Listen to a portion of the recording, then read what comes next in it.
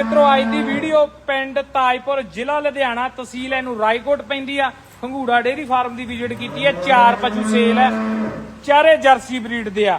2 दुध वाले दंदां च खीरियां बच्चियां फुल ब्रीड फुल क्वालिटी वालियां रिकॉर्ड वालियां सटरावां बारे सारी जानकारी मिलूगी।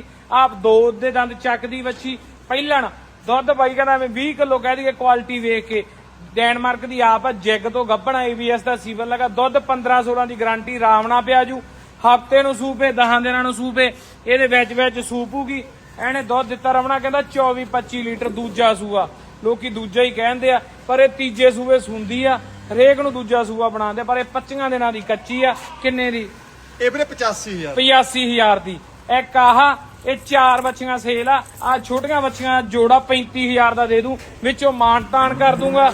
फोन नंबर स्क्रीन ते पूरी वीडियो चैनल ते वेख लो फुल क्वालिटी वाली बच्चियां। सारिआं नूं सत श्री अकाल।